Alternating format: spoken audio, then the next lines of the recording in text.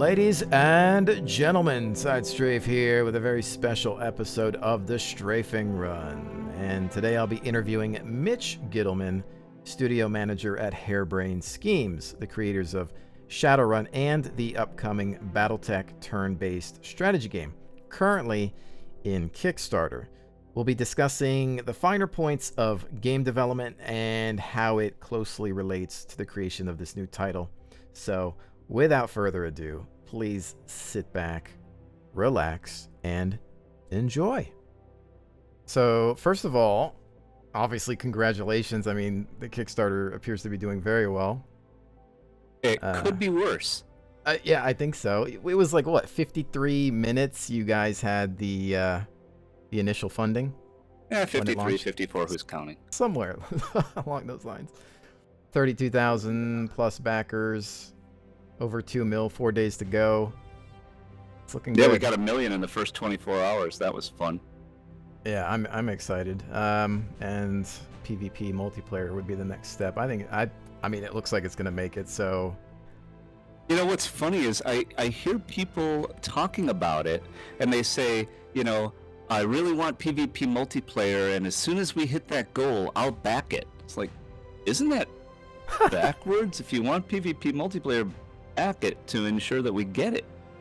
Yeah, I don't know that really helps their cause. Well, I think people just don't want to commit money if their favorite feature isn't going to be made, which makes sense. But you got to also understand that the feature won't be made without the money. And, you know, if in the final 10 minutes you find that, oh, geez, this isn't going to work, you can just pull your backing. No problem. Right. Yeah. Indeed. You know? I think take a lot... chance on us, man. Do it for the good of humanity. That's for the cause. I think a lot of my questions kind of have to do with similar things and maybe the industry in general. I've been watching the No Guts, No Galaxy streams, and so I kind of wanted to differentiate a little bit and maybe go back in time, take the Wayback Machine. Let's go back in time. First of all, what was the deciding factor for you guys when it came down to sitting down maybe as a group and saying Battletech is next? We there was no deciding factor other than getting the rights. We've been talking about Battletech for 4 years here. Oh wow! When we did the original Kickstarter for Shadowrun Returns, which we were super passionate about, the conversation went, man, wouldn't it be great if we could one day get Battletech and do it with this? And it just took us 4 years to get the rights. Okay. Yeah, it seems like that's always been a touchy subject for, just trying to get a hold of all that. It seems to have been in a lot of hands over the years. It's a bizarre thing to negotiate the rights for something that your partner actually created. Right. Yeah. That is an odd thing. But, welcome to business, whatever. Indeed. Was there ever any concern? It seems like from even just how you guys speak in interviews and things like that, you're very transparent and open about everything. It seems like it's, as with from what we can tell from Shadowrun and everything, very much a passion project for the team. It doesn't seem like there's any concern with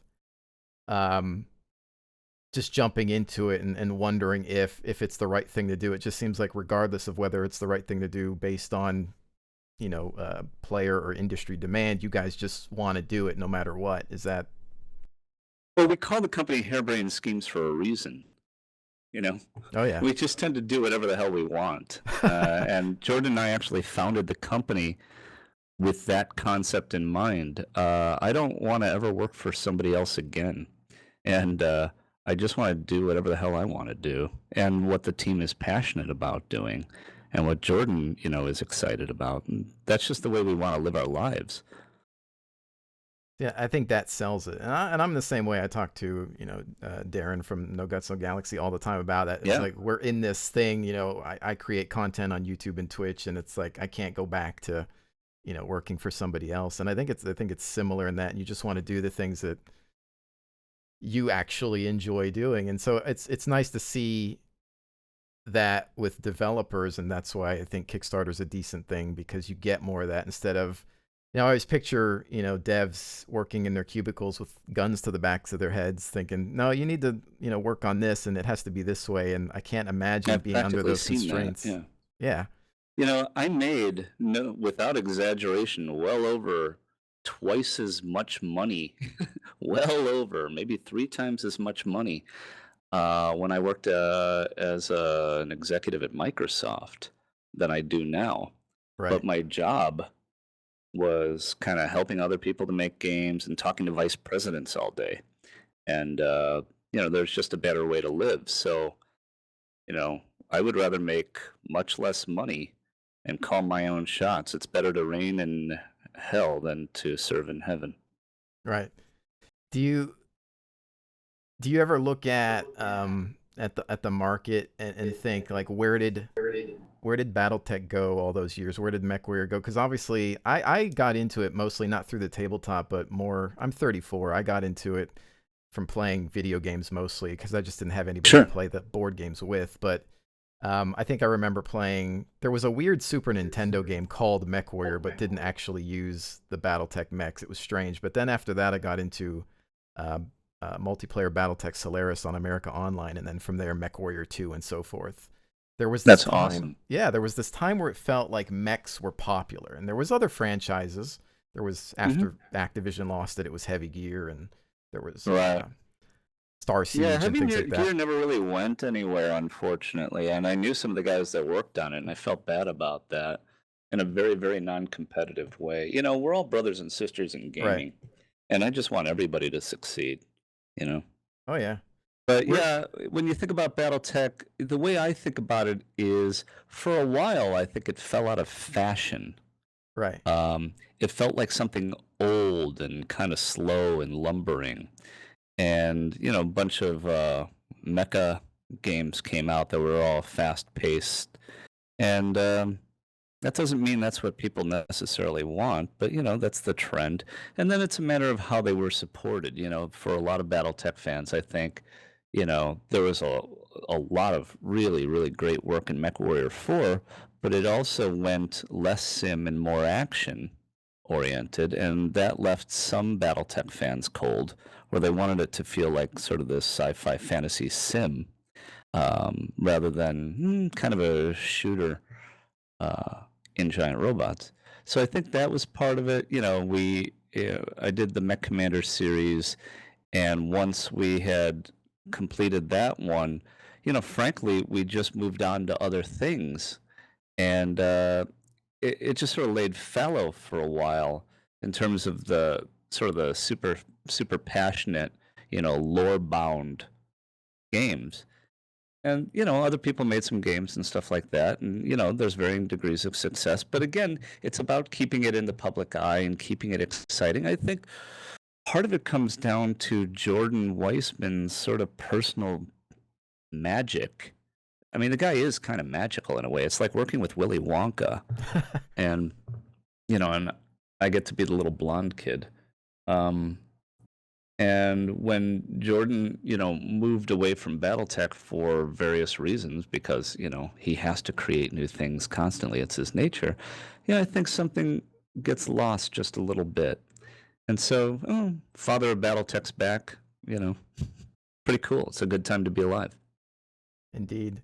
See, I guess I look at it because even as a content creator, just making gameplay videos or whatever, or guides or anything, I do a lot of MechWarrior Online now, and you can see that there's differences in numbers. Like I could maybe make another game that might have more viewership, and you look at MechWarrior and you just think, not because it's a bad game, but because there's just this lack of interest in mecha. And even if you look at anime culture, it seems like the Japanese don't make as much mech anime anymore. It just seems like it's, like you said, falling out of fashion. And I wonder if that was ever, even though you knew you wanted to make BattleTech, is it ever kind of like, well, we've got these backers, but are they all just BattleTech fans? And are we going to get people outside? Can we bring in new people to continue to make, money off of?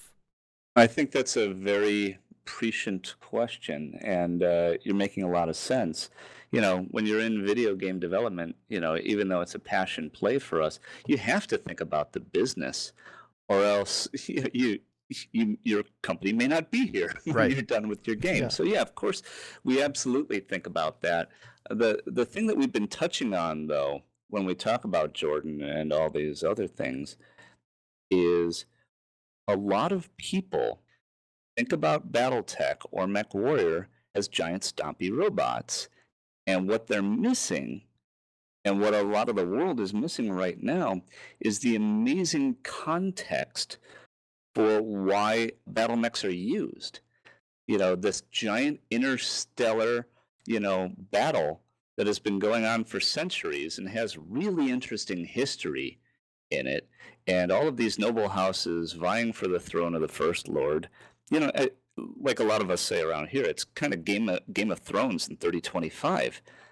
And that's Right. badass. And if people understood that there's this giant, epic, sweeping story that you can interact with at the very highest heights of the Archon, etc., or the mech warrior in the trenches, you know, on Tukade or whatever it is, there's really an entry point for everyone. And I think that's why the fiction has survived for over 30 years.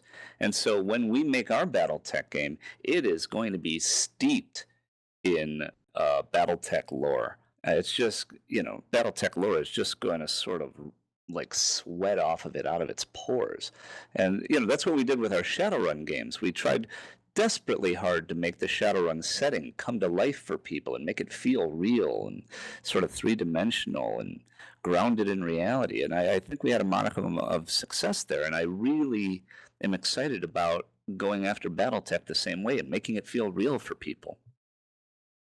Yeah, I was wondering that too, along the same lines as Shadowrun. Did you find that you started out with a core demographic coming from Shadowrun? How many do you have Yeah, numbers absolutely. on how many people Absolutely.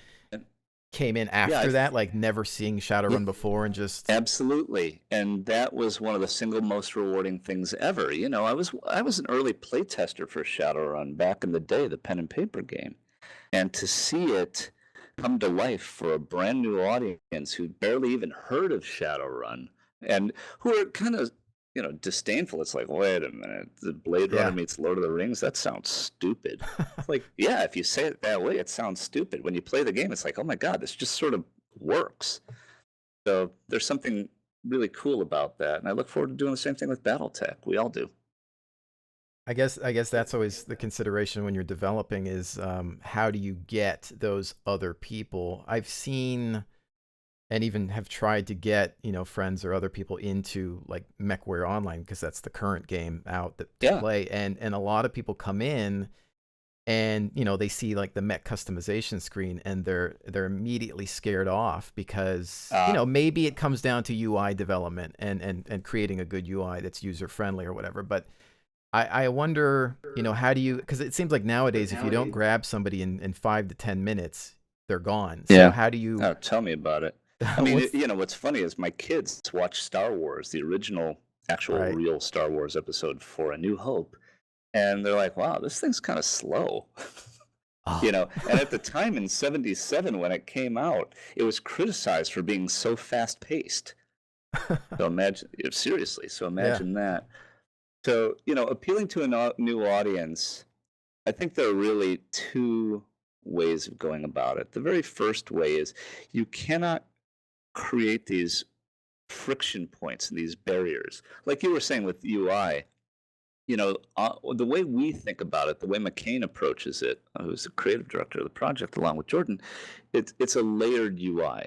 And the idea is the top layer of the interface gives you just the basic information you need to know to make a decision, right? And then you can sort of what we call drill down to a level of information below that, right? If you want to, and you can plot a tactic with some more tactical information.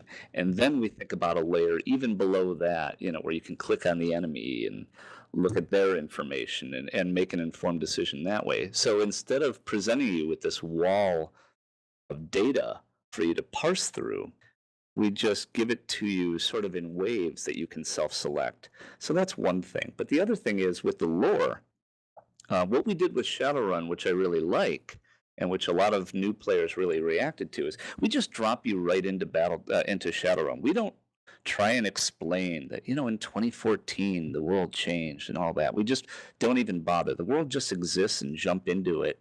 And we, instead of pelting you with all of these proper nouns for you to figure out what the hell is this and stuff, which can really turn people off, instead we just start immersing you right away and just sort of doling out the information and trusting that the audience is smart enough to put this stuff together and figure out what's going on. I think that's one of the biggest problems that I have with the entertainment industry as a whole, having grown up within this and having made games for 25 years, is people underestimate their audience, and it really pisses me off.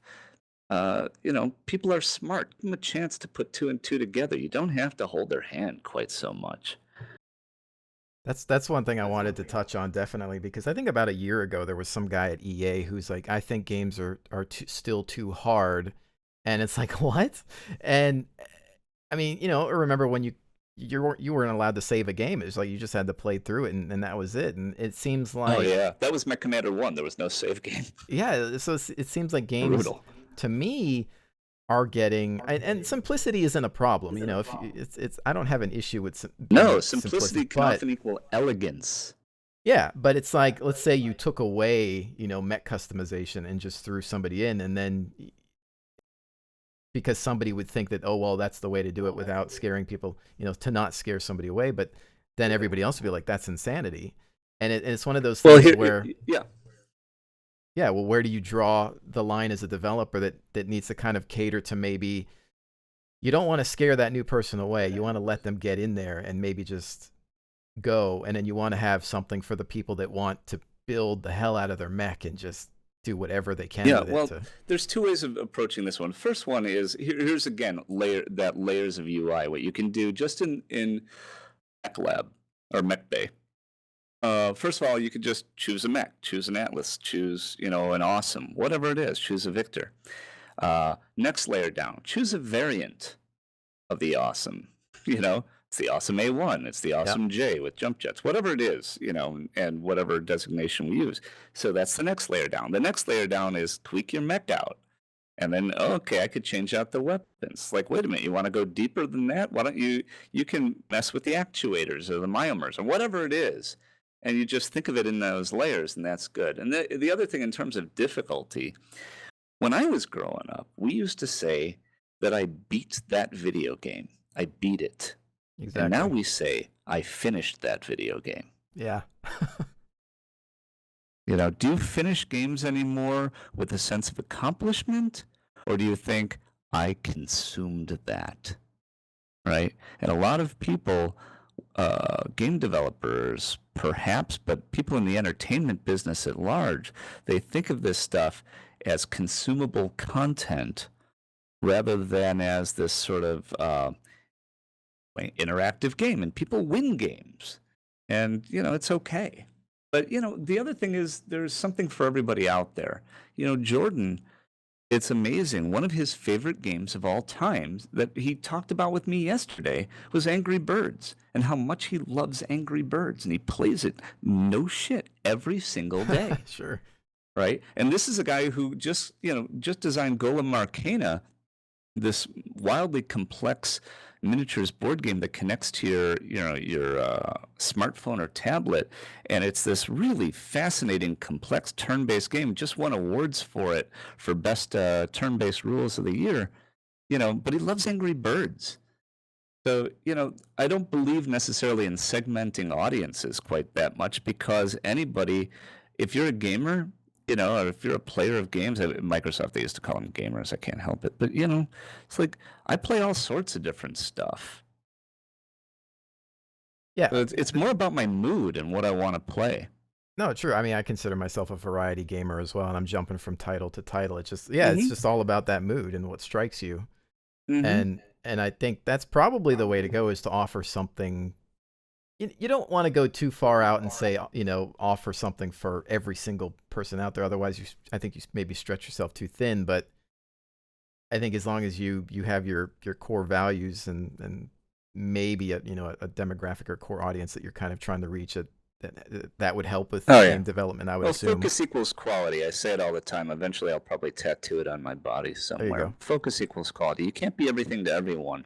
Right. Unless somebody like Bungie, and you have, 300 to 500 game developers working on a game, and I'm not exaggerating that, Yeah. versus the roughly 20 to 25 we'll have on BattleTech. So how's that for scale? Yeah.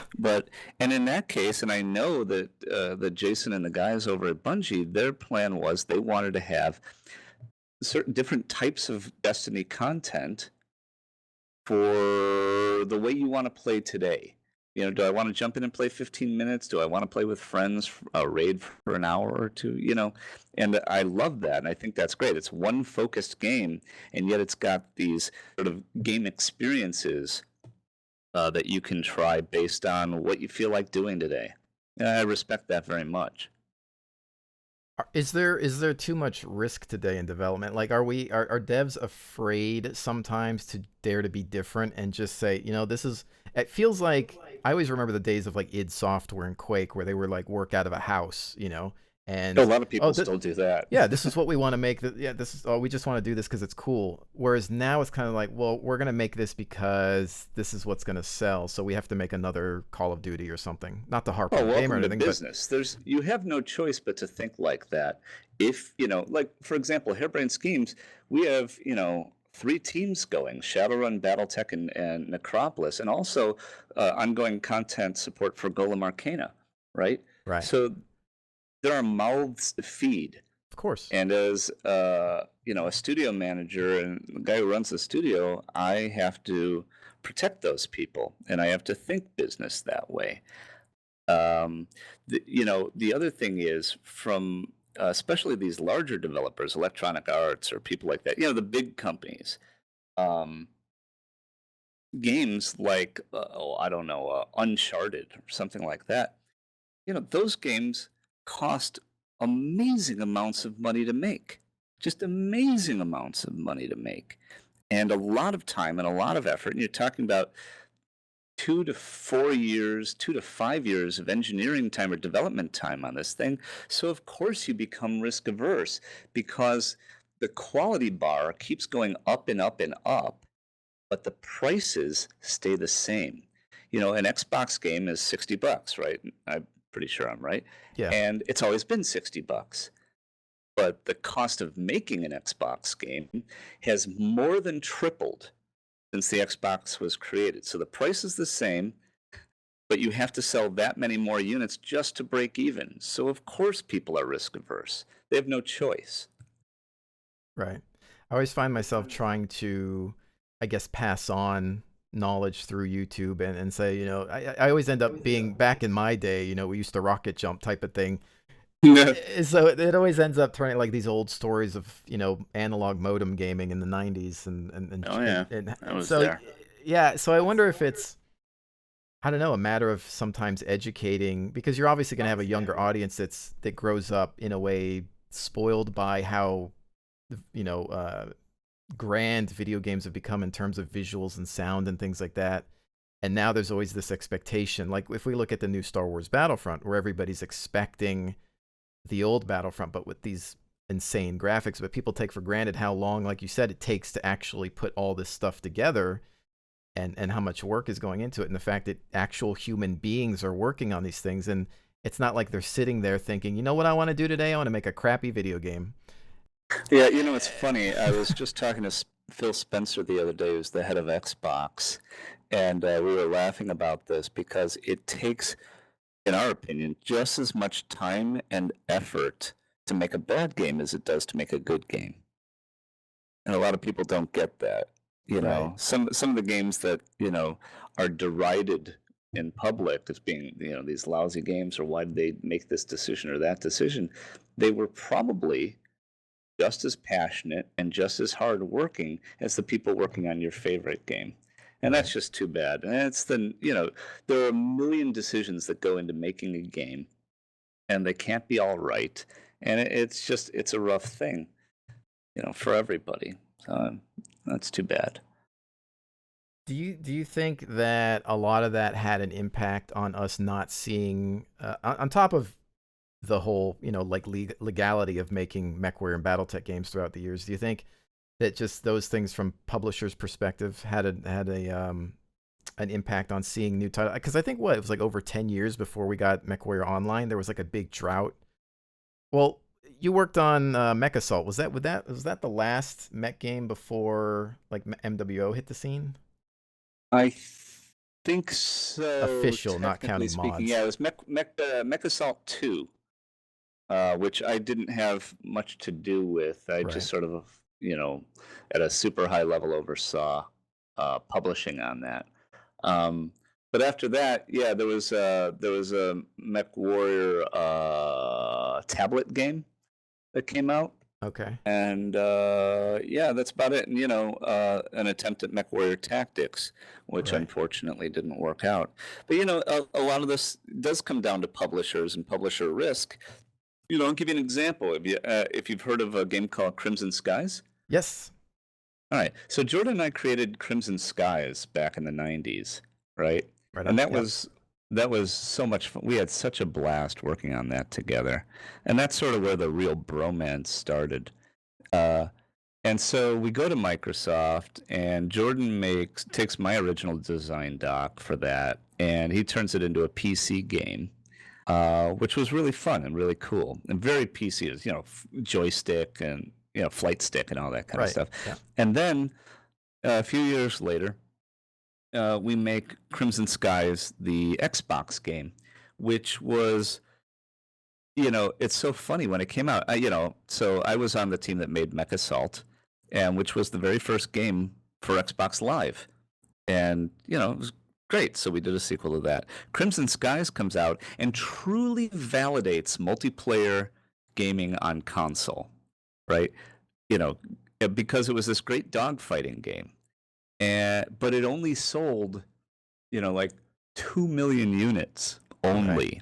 And so Microsoft said, you know what? If it's not going to sell more than that, we don't want to do it because of, their portfolio and how much money they needed to put into it versus other big titles, like Gears of War or something like that. And Right. they look at a Gears of War and they look at a Crimson Skies too, and they say, we've got to invest in this Gears of War thing. That's not a direct quote or anything, but you get the idea.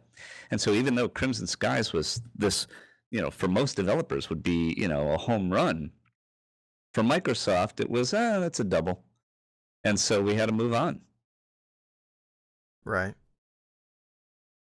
Yeah, because I'm always wondering about the internal politics and everything that goes on behind the scenes. Like you think about, because a lot of times I always see people, they're upset because they wanted a MechWarrior 5, right? And when we have MWO, which again I enjoy, but I think there's all these other reasons when it comes down to, well, what was PGI able to do with what they had? Did any publisher want to make a Mech 5 at that time, and how does the Exactly. console industry impact that, and how does Yeah, I know Russ was interested in making a Mech Warrior 5, and I have a feeling they would have loved to have made a Mech Warrior 5 if they could find a publisher for it. But sure. these things take money to make, and that's all there is to it. And all the wishful thinking and all that, no, there's plenty of people that would buy it, doesn't matter, right? If somebody's not going to give you enough money to make it, you have to make something else. And that's just the reality of the situation. And, with free to play microtransaction games, okay, we can get funding for something like that because business people see that that's a way of making money. Okay, well, then that's how we get to make our game. And who knows, maybe you make enough money and you could do a MechWarrior 5 or something. I don't know. I don't want to speak Sure. for them or No, of anything, course. but they're just plain economic realities to this. And of course, like you were saying before, man, nobody understands how games are made, nor should they. That's not the audience's problem. They don't understand also just how much money it takes to make these things. And Kickstarter doesn't help that at all. To a lot of people, they look at our Kickstarter. I think our initial goal was $150,000 for a feature that we wanted to add, but that doesn't account for the well over $1 million we're putting into the budget ourselves. Right. And so nobody understands how much games cost, and they think, oh, you made $1 million. You should be able to make a great game. Actually, for $1 million, we could run our company for a few months, you know, and Keep make the lights on. X. And that's just the nature of the beast. And, you know, educating people, I don't believe that's reality. And we just have to do our best. Right. Yeah, I think a lot of people aren't aware, and maybe some aren't aware that you'd planned like the first phase, the base skirmish game was funded by you. That was so you were going to make something, which I think a lot of people kind of miss that fact. It's just Oh, you think so? 250,000.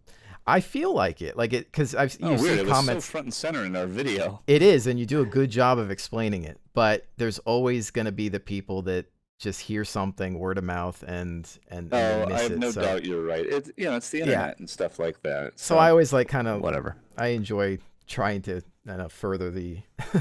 Yeah, I appreciate it. It's just the last thing that I think about is the concept of fairness. Like, people are who they are. They have so much attention span, and there's so much information. There's so much noise out there vying for people's attention. There are so many games being made. There's so many videos being put out. There's so many music videos or whatever.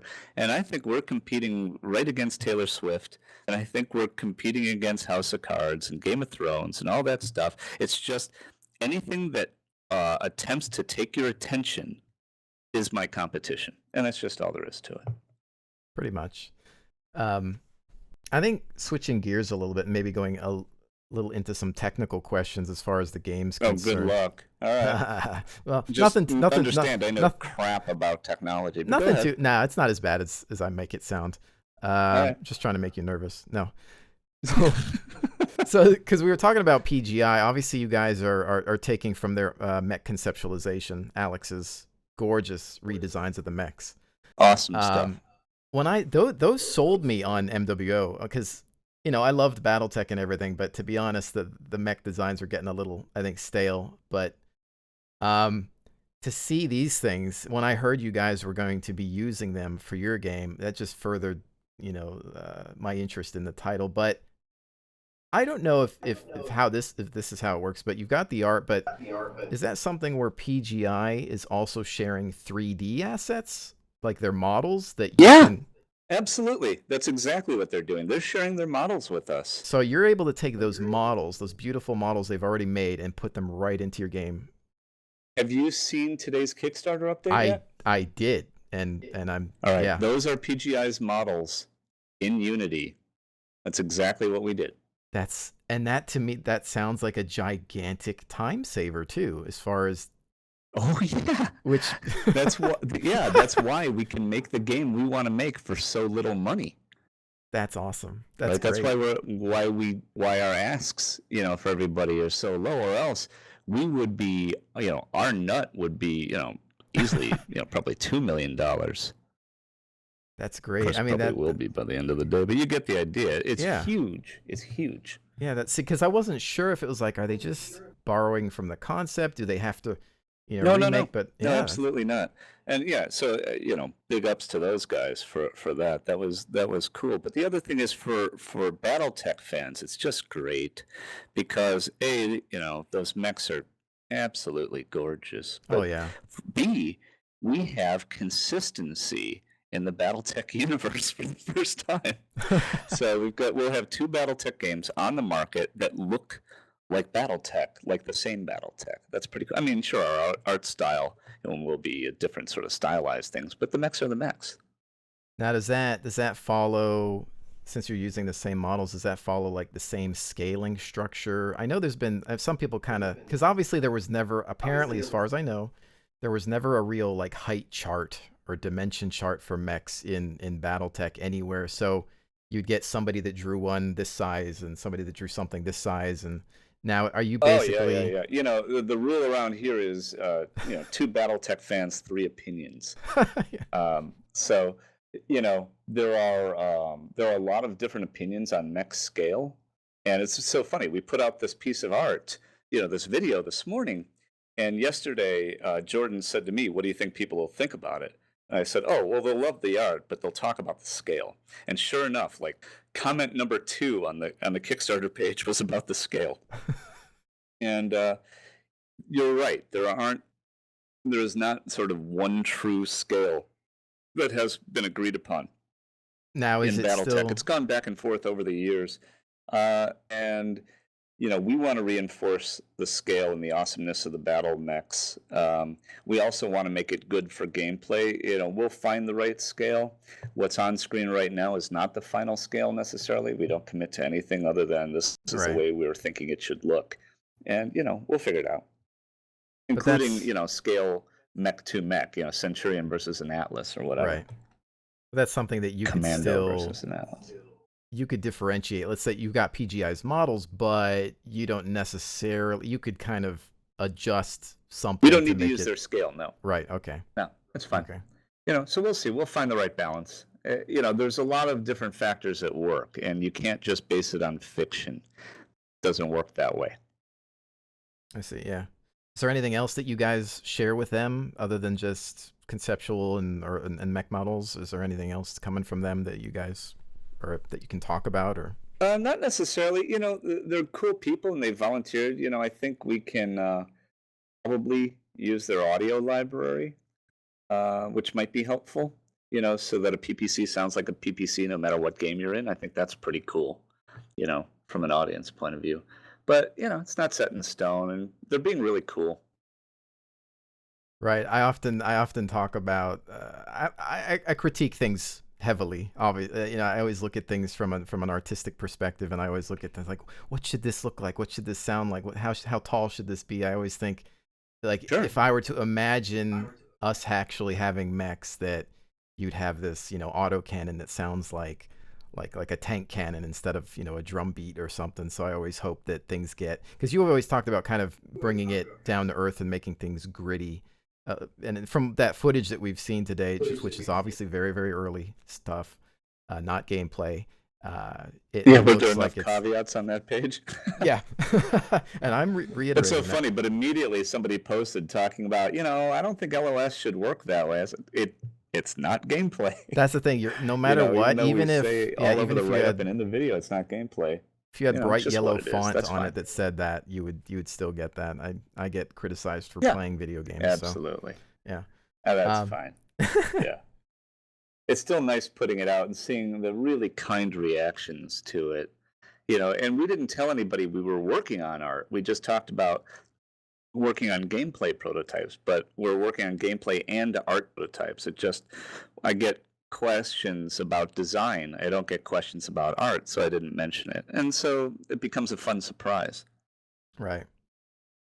So you've got the model. Beyond that, how long does it take to create? So the only thing that would be your own asset currently would be obviously textures if you were doing like specific story-related skins and things like that. You mean for BattleMech specifically?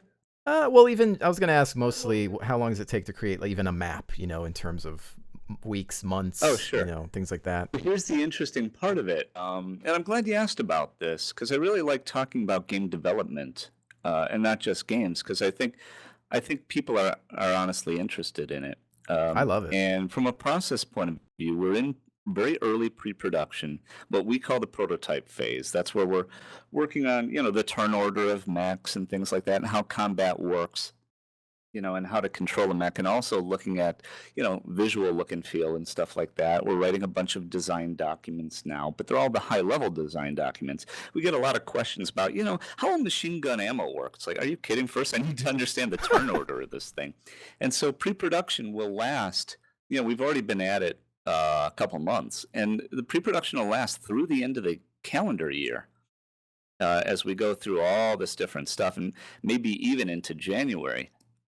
And it's during pre-production you start making things like maps, for example, and this goes directly to your question. I have no clue truly how long it takes to make a map because I've never made one. Right. And that's what pre-production is about. And pre-production often ends with something we call a vertical slice. And that's where we make one sort of slice of gameplay, right, that shows like a Battletech mission from beginning to end with mission objectives and all the right art and all the right interface and all the right sounds and animation and everything. But maybe it lasts for 5 minutes. right?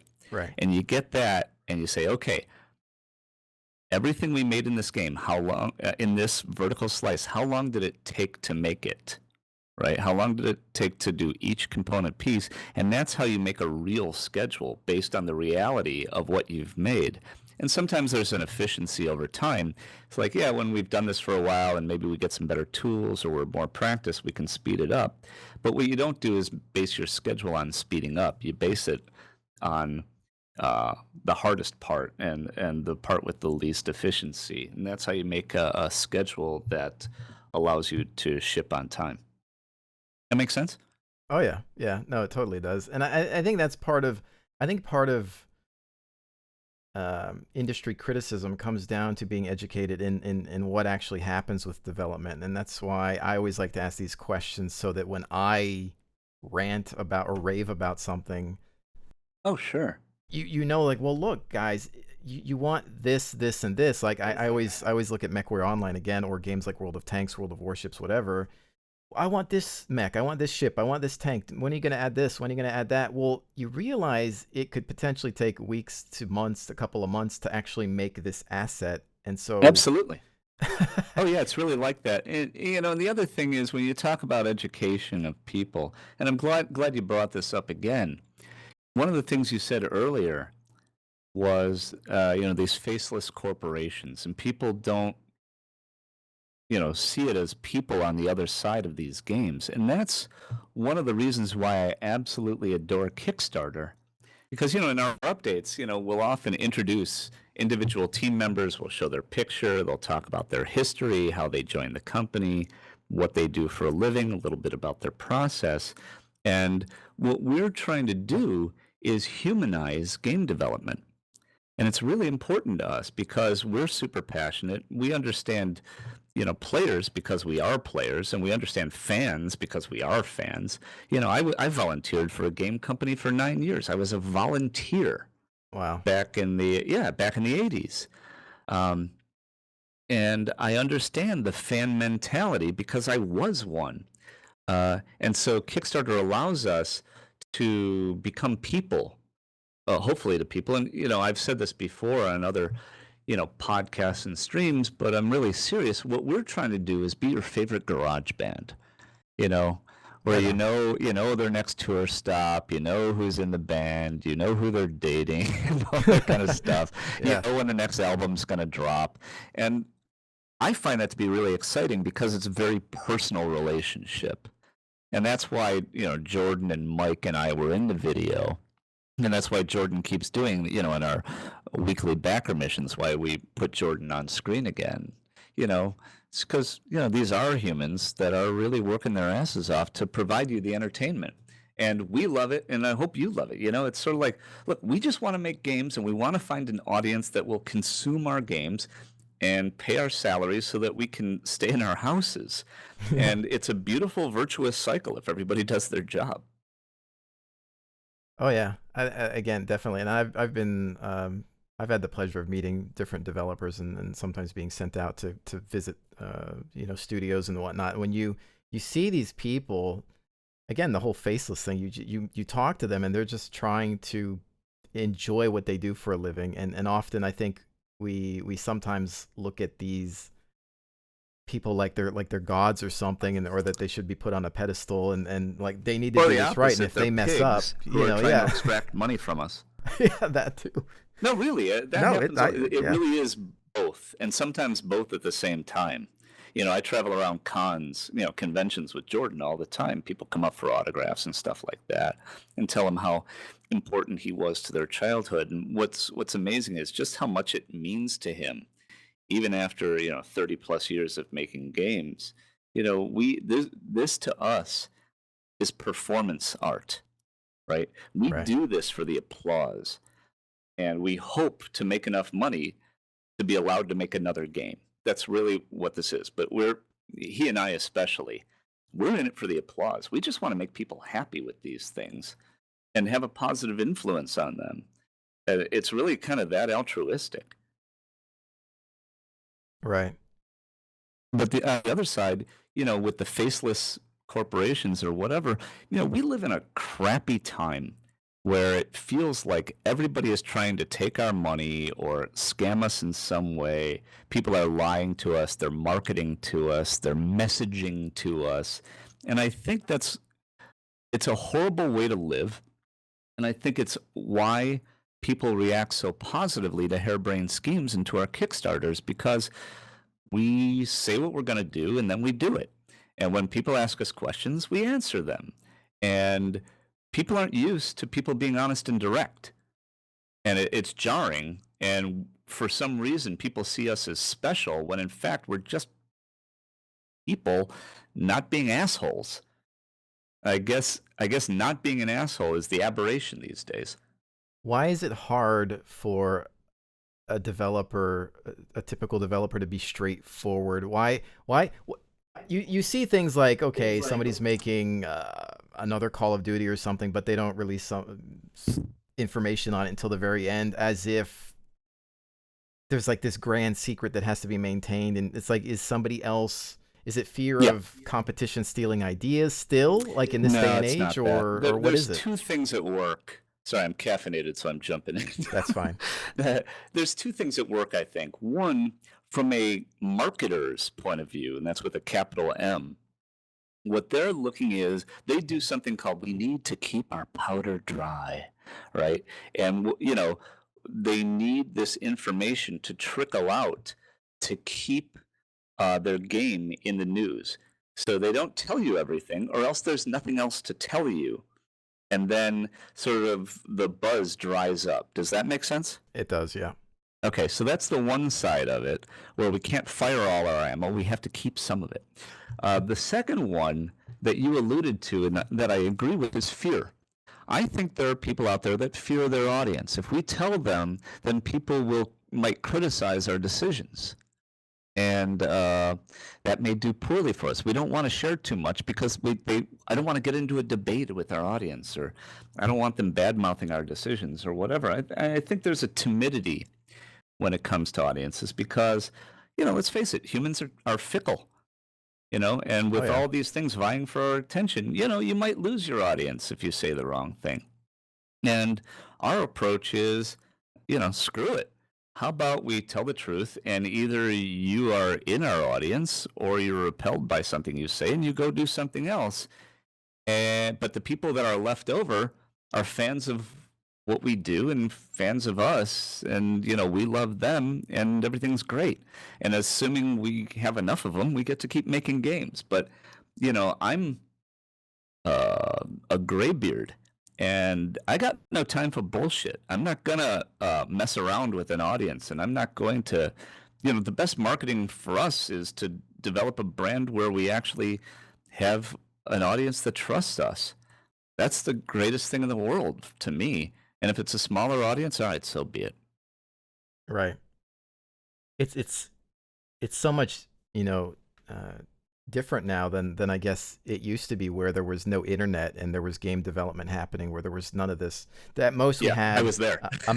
Most we could maybe look at a magazine and get somebody's review, and then after that was just word of mouth. There were no forums, there was no polls. There's just nothing that. Well, you also put a game in a box and you shipped it and you moved on, and maybe you did an expansion or not. You didn't support the game. There was no such thing. There was no such thing as a live game.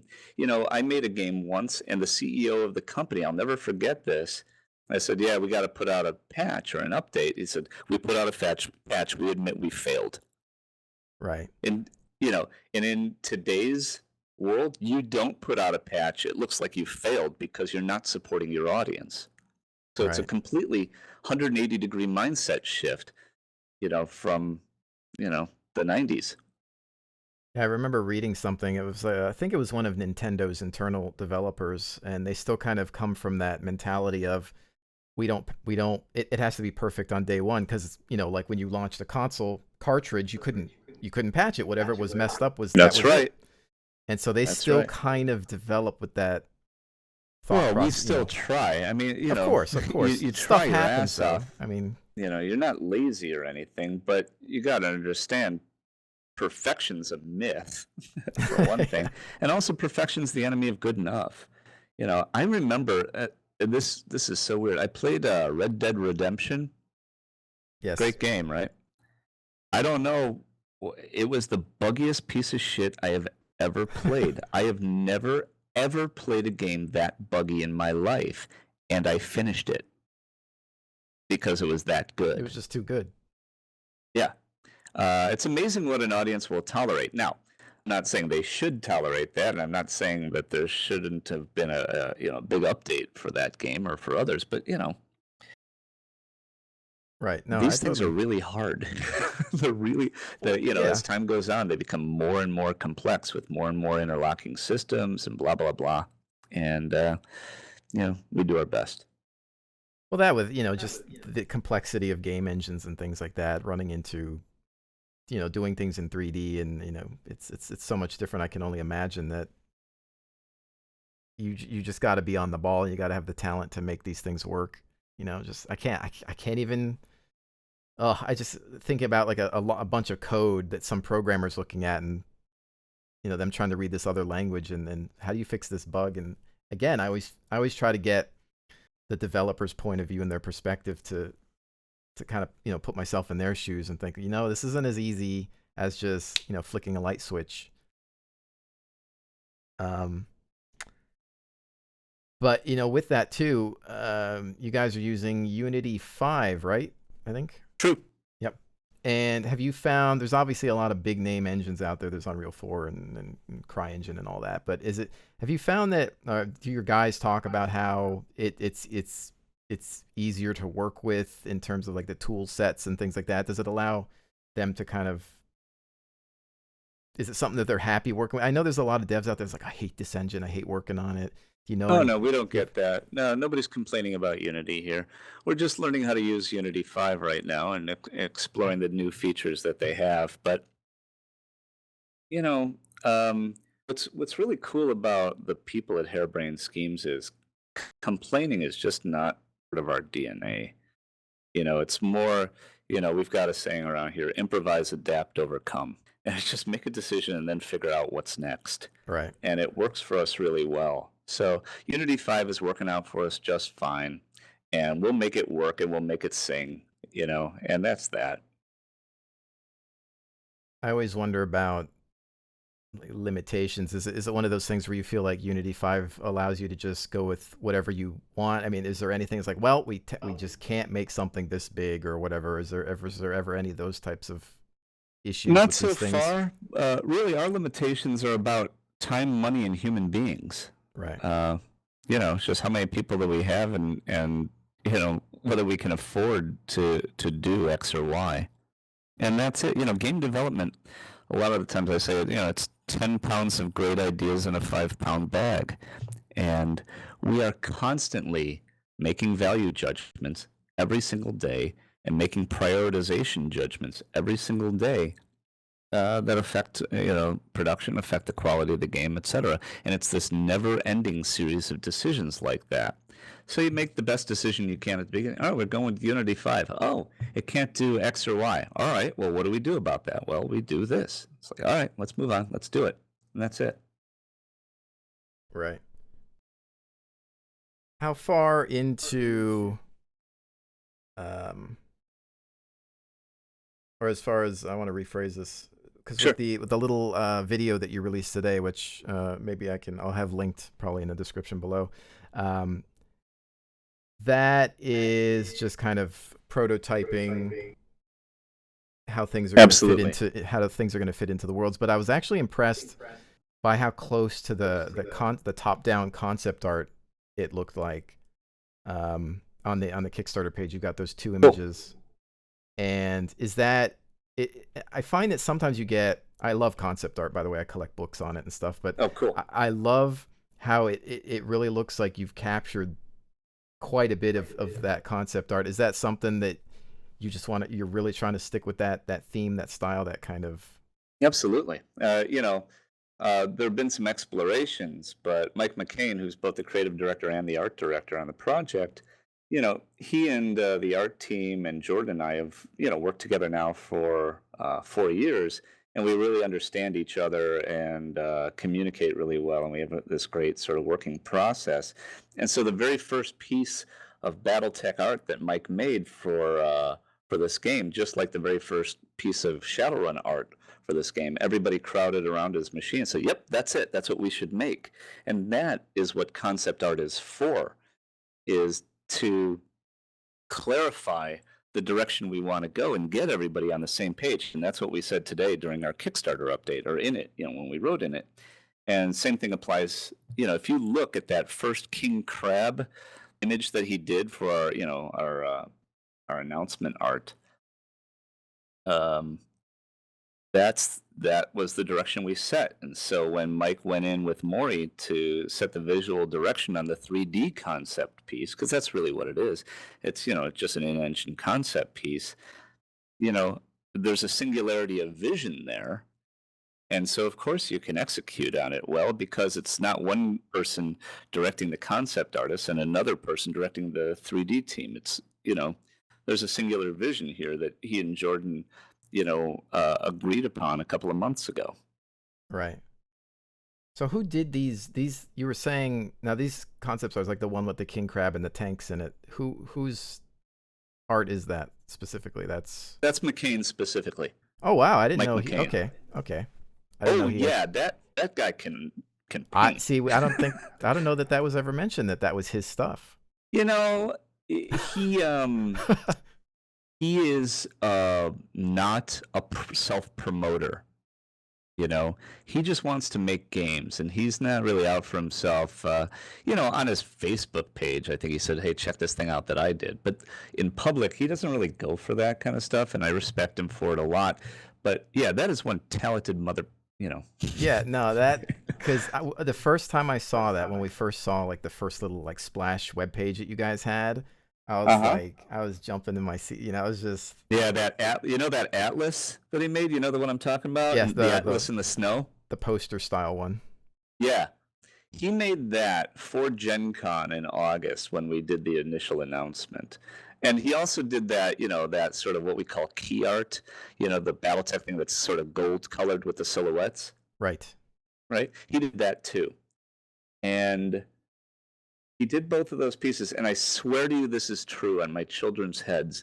We're at Gen Con, and everybody's coming up to us, and they're all excited about the game. They're shaking my hand and telling me how much they like Mech Commander and stuff. It was really just a rewarding experience. And I turned to McCain when the show was over, and I was crying. I mean, there were tears running down my face. Right. And I said, Mike, I got to tell you the truth. I've been making Battletech games a long time. I've made like 5 Battletech games. But I have never liked Battletech art as much as your Battletech art. You're my favorite Battletech artist of all time. And it's just a very emotional, rewarding experience. I love that Atlas piece. I just love everything that Mike and Joel and Maury and Jen are making. That Jen did this great piece, the Mech Warrior smoking on her catapult. Right. I just adore that piece. It just speaks to the humanity of Mech Warriors. It reinforces the scale. I love everybody's work. It's just fabulous. So it's a very exciting time to be a Battletech fan. I would buy these pieces and hang them up on the wall. I mean, they're gorgeous. I mean, they're absolutely stunning. Yeah. And it's nice to see that because I know some developers conceptualize in 3D, and I've kind of always been against that. I like that there's still that love for traditional painting and drawing and things like that.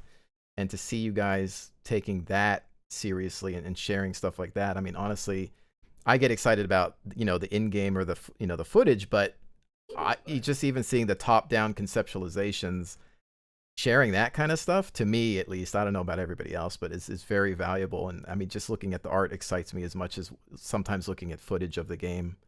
I would, and what's share what you got. Is, as a game developer, I don't have any idea how many games I've made. A lot.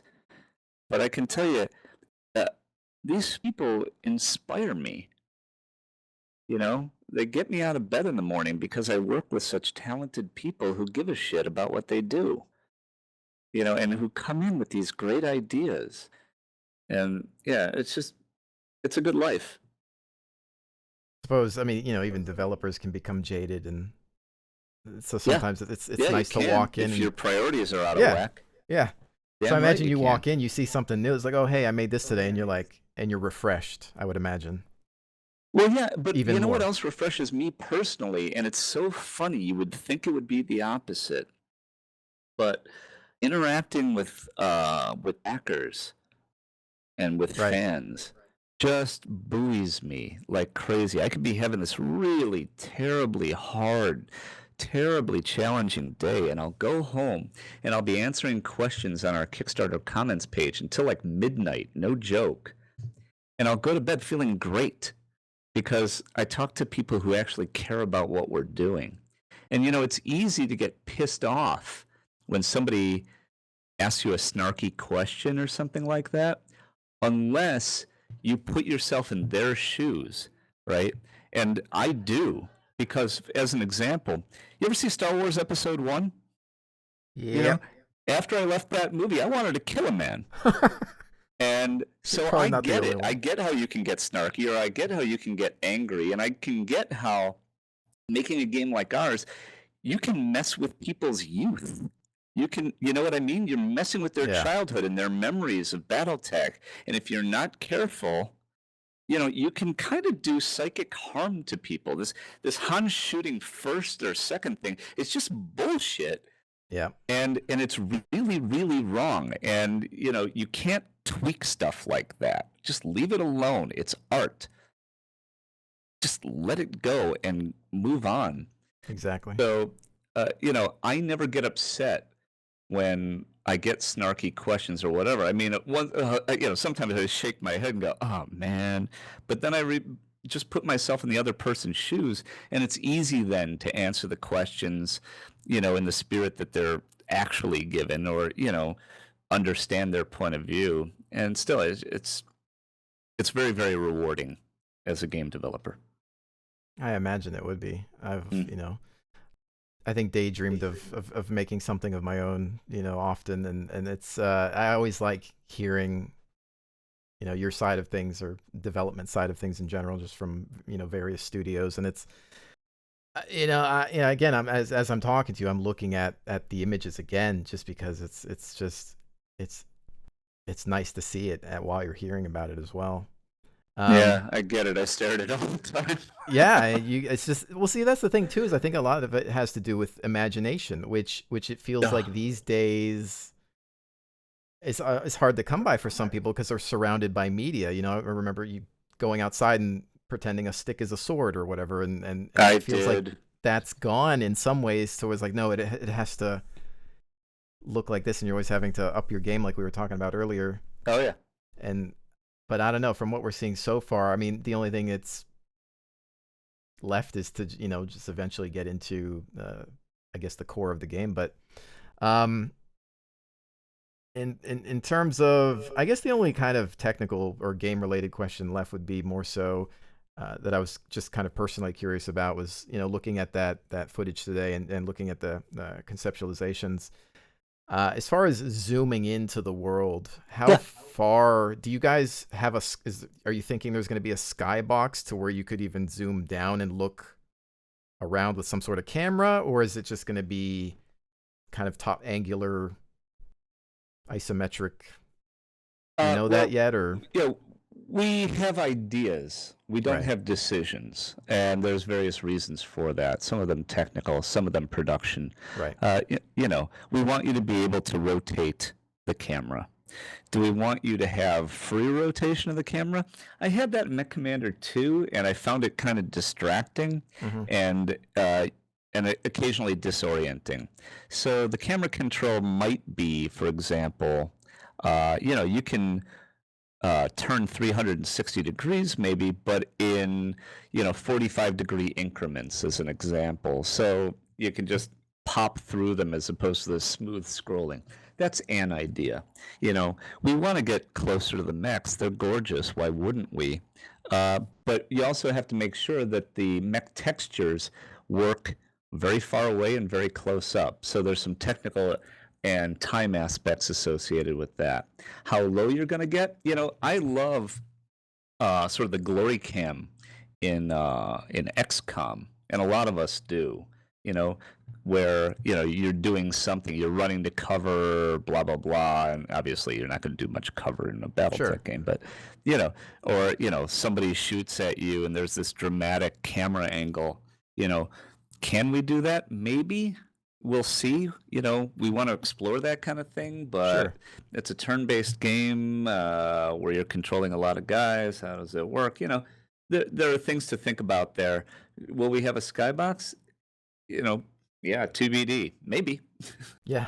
That's what pre-production's for. How much actually goes on in that phase as far as, I guess I don't really necessarily know the steps. Obviously, you have the conceptualization phase, the drawings and things like that. How far, like, what after pre-production? So I guess what's filled in with that phase? There's a really long answer to that. No, really. No, I imagine. And I mean that very, very respectfully. I find it fascinating. I find this whole thing fascinating. I love the process of making games because it's really the process of going from complete blue sky fantasy to absolute reality that we have to ship this game tomorrow. Do we fix this bug or not? You know what I mean? So It goes from this anything can happen to these truly sort of binary decisions at the very last minute. And I find that absolutely fascinating. So in terms of pre-production, you start with concept and you hone your concept and you make sure that you understand the business of your concept and whether this game should be made. Not only could it be made or would it be cool. You go through that phase. Then you go through prototyping phases. In those prototyping phases, you're prototyping all sorts of things, whether it's, prototyping camera movement, prototyping gameplay, prototyping, what you try and do is prototype the highest risk items, right? Or you prototype what we call the core game loop. What is the most important thing to get right? For us, it's turn-based mech combat. Right, you prototype those things. Meanwhile, you're having these meetings and you're writing design docs and you're making decisions at the high level. And the way we do it is, if you think about this, if the core is turn-based mech combat, you figure out the design for that because everything flows out of it. Think of it as concentric circles, right? Right. And so you add a circle every couple of days or weeks once you've done the prototypes, and you do these things called rapid prototyping. It's like, all right, we prototype this. Okay, based on this, I want to see another prototype in 24 hours that does this, this, and this. And then we go and we do it again, and we play that again, and we show it to different people in the studio. Anyway, and you're writing more and more docs at the high level, and those high-level design docs then influence and guide the creation of lower-level design docs. But you have to step through these things through a process. You can't just say, I want ammo explosions that do X. It's all part of this web of decisions. And so you have to walk through that web of decisions in a very logical order, or else you get chaos. So then you're through that phase, and now what you're doing is, we talked about before, is you're doing that sort of visual or that vertical slice where you're getting the design and the code and the gameplay, etc., together, so that you could say the game looks and feels this way, and here is the core of the game. And we all agree, this is the core of the game, this is the way we want it to be. Okay, now you start extrapolating out into more schedules and more technical design docs. How are we going to do the rest of this game? Now that we understand this, what are the ramifications of that? And so that's kind of a phase late in pre-production before you can officially go into production. And then when you're in production, it's about making stuff. And it's about, you don't want to think of it as an assembly line, but the idea is you're walking through this process over and over and over. I make a mech, I make another mech, I make another mech, I make a mech warrior, I make another mech warrior, whatever. I make these field bases, and our designers are, that's the other thing that happens during pre-production. They make a lot of missions, and they prototype these missions to see, is an escort mission fun? Is an escort mission fun when I have control of the thing I'm escorting? What if I don't have control of the thing I'm escorting? And you figure that out, and you figure out how long it takes to make a mission. And all these things come together until, you're in production and you're making stuff, and then you realize, oh, my plan sucked. I thought it was good, but it's not good. I didn't think of these 12 things. And then you improvise, adapt, and overcome, and you make new decisions.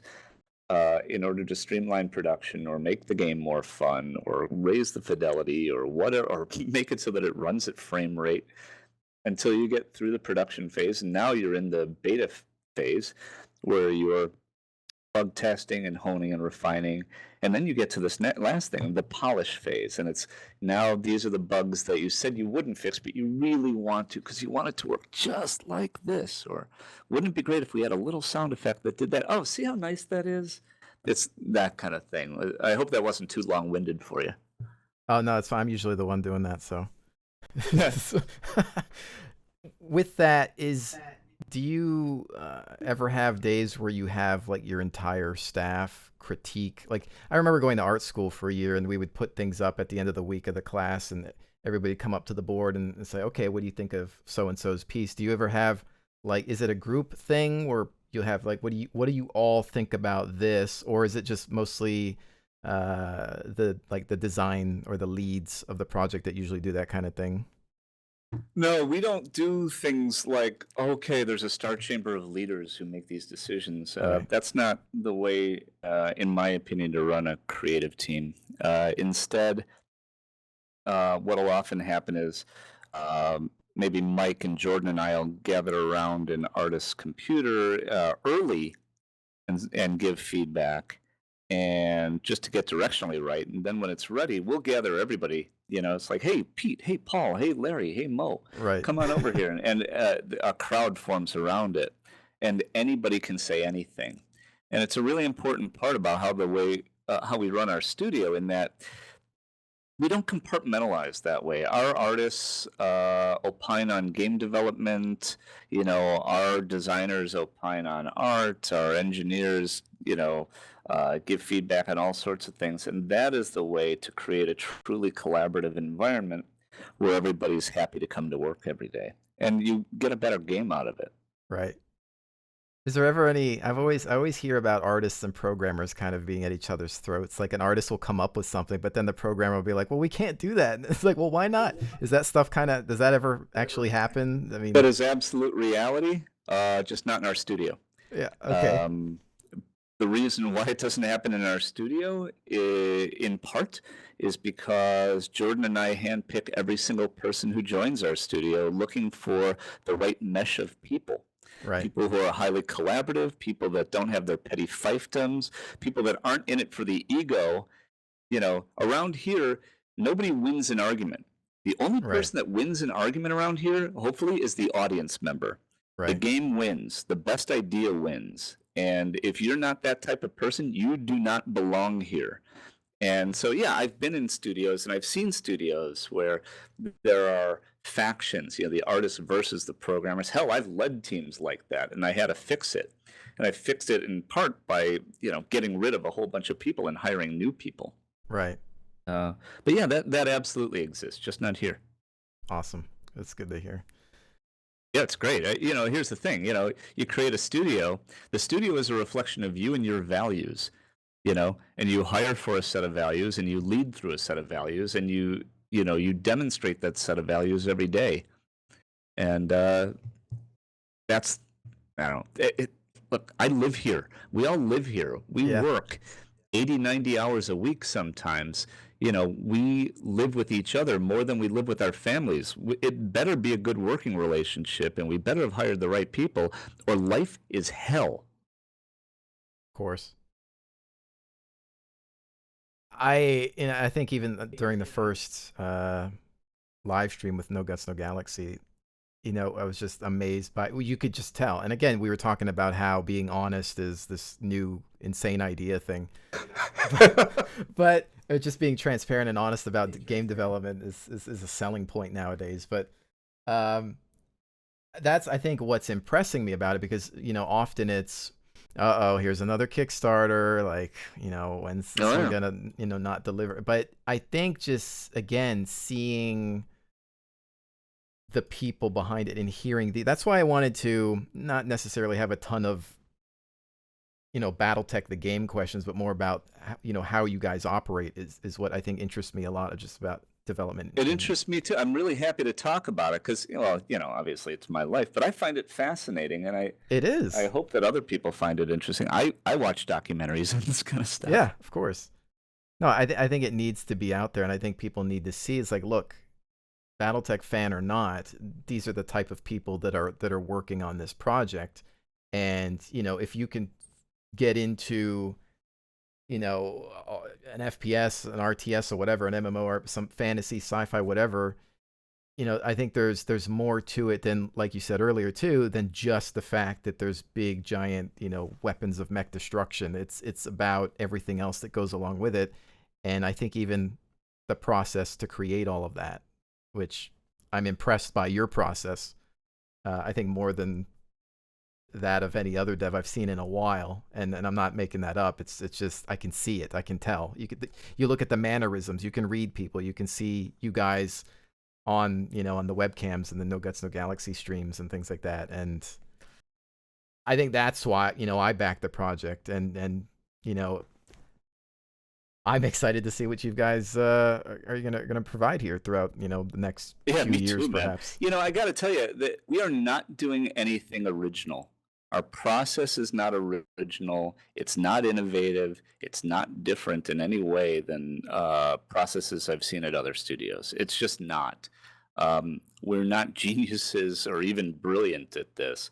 We're doing pretty standard process that we've learned over the course of years. And yeah, we've taken bits and pieces from different people's processes and put it together into this one.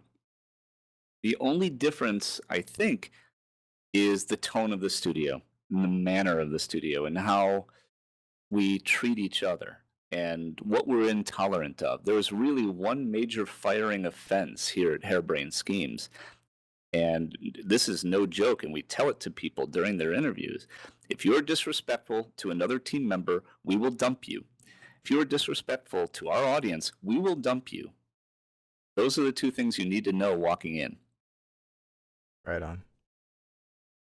No, I think it shows though, but it's also just you guys carry yourselves, and again, you've said we're just being us, and that's it. But I think a lot of devs and people just in general have problems being themselves. Even in my industry as a YouTuber or streamer, I tell people, don't trust YouTubers and streamers. Just play the game for yourself and find out, because you don't know where they're coming from, and it's an act now. It's like Hollywood. It's the next Hollywood.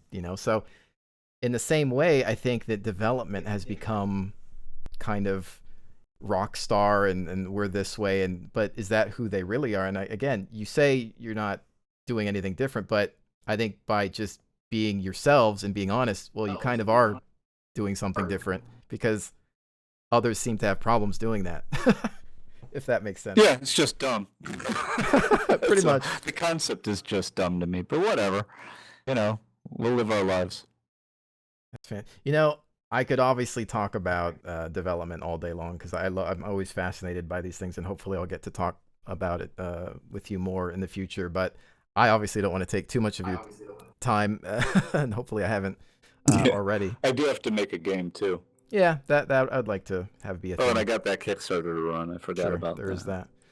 32,000 plus backers, over 2 million, 4 days to go.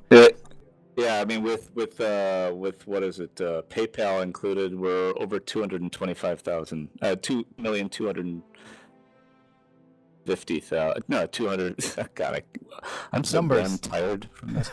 Yeah, 2,225,000. I think we're above that right now. It's pretty cool. Stage 4 being the final at 2,500,000 for PvP multiplayer. I'm imagining we'll see that. Just by the way things are going. I take nothing for granted. Yeah. Loving it. Okay, I think that's it for me. Mitch, thank you so very much for joining me. Definitely appreciate yeah, it was a real pleasure. This is one of my favorite interviews so far in this Kickstarter. That is fantastic to hear. Very much appreciated. Yeah, cool. Thank you. Awesome. Ladies and gentlemen, I really hope that you enjoyed this episode of the Strafing Run and my interview with Mitch Gitelman of Harebrained Schemes. I will, of course, have all of the links that you need to succeed in the description below. go ahead and take a look at that Kickstarter campaign. I've backed the project myself and look forward to trying it out, I believe sometime in 2016. We've got a long ways to go, but I'm looking forward to this, and I'm sure you'll find coverage of it on the YouTube channel, so stay tuned for more information here as well. And with that, thank you all so much for joining me. Always a pleasure, and I will definitely see you on the next one.